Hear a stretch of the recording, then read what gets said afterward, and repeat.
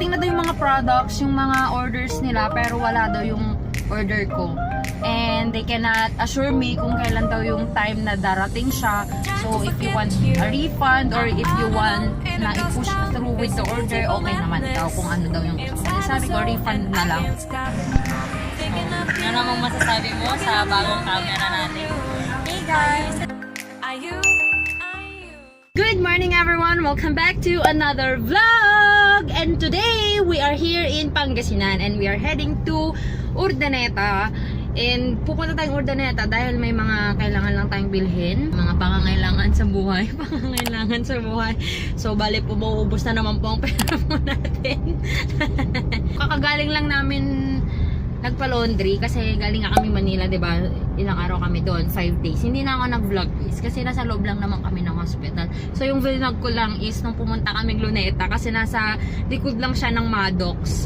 So ayun, lakad-lakad lang kami nung time na yon bago kami umuwi. The day before discharge ng papa ni Mac. So right now, ang balak ko guys is pumunta ng Urdaneta to buy first yung phone kung may magustuhan ako kasi itong phone ko guys sira na kasi siya and yung budget ko dapat i-explain ko na naman po i-explain na naman po natin irarasonan na naman po natin ang bibilhin po ayan kasi dapat talaga guys ang bibilhin ko is camera kasi parang mas convenient sa akin na mag-vlog na yung camera talaga instead of my phone. Though, gusto ko pa rin naman tong phone ko kasi ano lang, parang one snap lang. Hawak ko kasi lagi yung phone ko. Yun, for convenience. Pero parang kapag sa mga steady shots talaga guys, mga ano, medyo shaky na tong phone ko. So, naka-budget talaga ako ng ano, para sa camera. And then, nag-order ako sa Kim Store. Pinabayaran nila sa akin yung reservation fee ng Kim Store para sa camera na gusto ko. And then, sabi nila within 7 to 10 days daw darating yung yung product. Nung nasa Maddox kami, I was expecting na darating siya. So, kung darating na sa warehouse sana, kahit pupuntahan na lang sana namin dun sa shop nila mismo, kahit di ko na ipa-deliver. But then guys, unfortunately, ang sabi, ang tawag nito, wala daw, dumating na daw yung mga products, yung mga orders nila, pero wala daw yung order ko. And they cannot assure me kung kailan daw yung time na darating siya. So, if you want a refund or if you want na i-push through with the order, okay naman daw kung ano daw yung gusto ko. Sabi ko, refund na lang. And then yun, nagtitingin-tingin ako. Tapos kapag sa Lazada ko bibilhin, additional 3,000 siya, tapos iba pa yung shipping, so parang magiging kulang-kulang 30,000 na yung yung product, tapos iba pa yung tax, ganyan. Tapos kapag sa ibang online shops naman guys, kasi galing talagang overseas kasi yung product, may mga tax, ganyan. Kapag sa mga physical store ka naman bibilhin, mahal din, 50k mahigit, mga ganyan, or 30k mahigit. So sabi ko, ano na lang, for the meantime, yung sakto yung phone ko sobrang sirang-sira na talaga. So pinaalam ko kay mama ko yung budget ko for my camera. Pambili ko na lang ng phone kasi ang balak nga namin si mama ko bibili ng phone ko. Tapos ako bibili ng camera or pag-iipunan ko ulit yung para sa phone ko kung hindi ako bibilhan ni mama ko. Eh yun nga, sabi ko, nagmayabang sila sa akin. Let's take the opportunity ng pagyayabang nila. So, yun, sabi ko, bilhan na lang ako ng camera. So, sila nang bibili doon. And nakita ko yung price niya guys, halos kaparehas lang dito sa Philippines. And sakto may darating naman kaming kamag-anak para sa camera. Yun yung kwento. Kaya mapapabili tayo ng phone na. Kasi pinayos ko na last year tong phone ko nung dumating na naman si Mac. 3.5 guys, yung pinapalitan ko yung LCD niya. Kasi kapag basta madami na namang kwento yun. So yun, ayoko nang mag 3.5 na naman ngayon. So parang 7,000 na yung para lang sa ano ko, diba? Para lang sa pagpapaayos ko. Di sana dinagdagan ko na lang para sa bagong phone. So, ano namang masasabi mo sa bagong camera natin? Hey guys, nandito po pala kami sa Huawei. This is the first video for this camera. Ay naman dyan natin. Nakakakinis ah. Hey guys, pauwi na kami. So later na lang, ipapakita ko na lang yung haul. ng mga nabili namin kasi hindi na kami masyadong nag-vlog sa mall kasi nagmamadali kami. It's already 3 p.m. Sama na daw kasi yung pakiramdam ng driver natin eh. Kaya, kaya nagmamadali kami umuwi na para makapagpahinga na siya. Hey guys, we are back home and ipapakita ko na lang sa inyo yung aming mga napamili. Ito yung mga napamili namin sa SM Hypermarket and yung napamili namin sa Huawei. Ito na siya. So, ito muna. So, we got here the Bimoli na cooking oil. Ayan. Hindi naman kami maarte sa cooking oil. And then, I wanna try the bonus na Chinese soy sauce kasi yung pinagagamitan lang naman namin ng soy sauce ay sa pagkain ng mga dogs. And then, we got here Pasta Express. Ayan, na meron tayong dalawa na carbonara. And merong pansit canton na sweet and spicy, chili manse, yakisoba, para maiba naman. Tapos, ito, yung isang gusto ko din, yung curly na spaghetti. Ayan, from Lucky Me. Another yakisoba. Cream O. Ayan, pang to go lang na pagkain. Tapos, Skyflakes. And meron pa palang curly spaghetti dito. Ayan. Bumili ako ng coffee kasi just in case maubos yung coffee namin.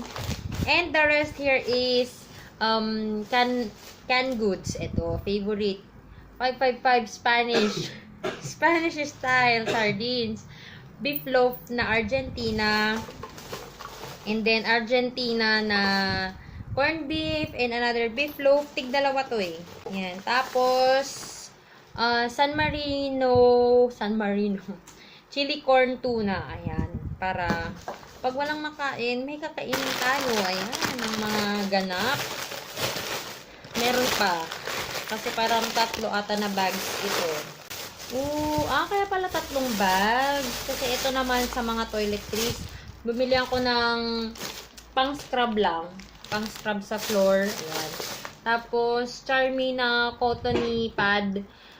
Kasi wala yung Charmy na favorite ko. Tapos, ito, Champion na Happy Scents. Ito yung gustong-gusto ko na scent ng Fabcon. And then, got here, dahil ang hugasan ko lang naman ngayon ay yung mga linens, ganyan. Ang binili ko is the SM bonus na washing machine detergent. Hindi ko alam kung magkano to. Baka naman mamaya mas mahal pa kaysa sa binibili ko na na sabon. May maliit pa. Yung nilagay lang nila, kanton. At saka yung oatmeal cookies. Ito. Yung oatmeal cookies na gustong-gusto ko. Ito yung may apple and cinnamon.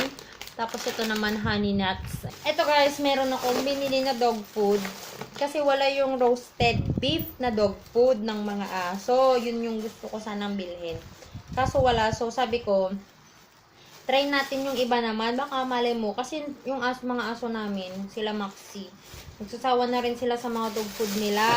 Actually, yung pagkain nila is adobong chicken, dog food, and kanin.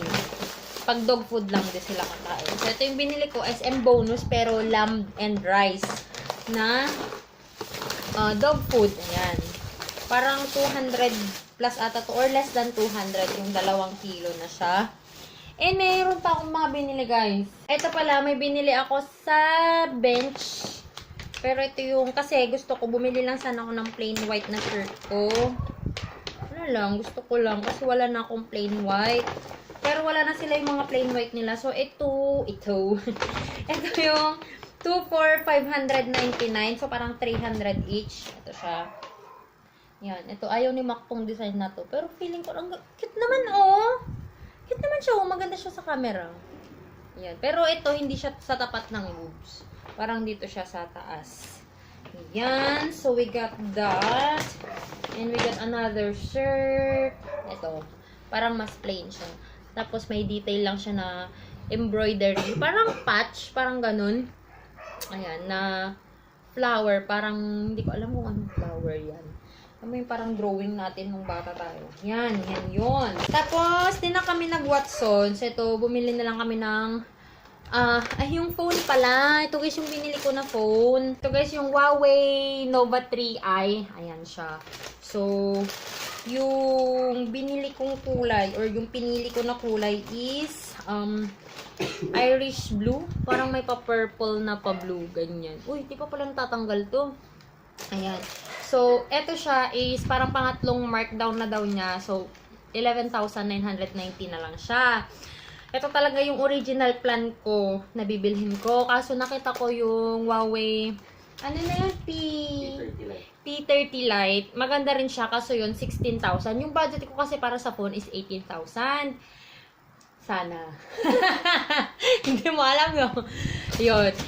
Ang iniisip ko kasi mga ganun yung price. Tapos yun, iniisip ko, pag bibili ako ng worth 17,000, kasi yun, 16,990. Wala na akong ibang mabibili. So, eto na lang, kasi halos same lang din naman yung specs nila.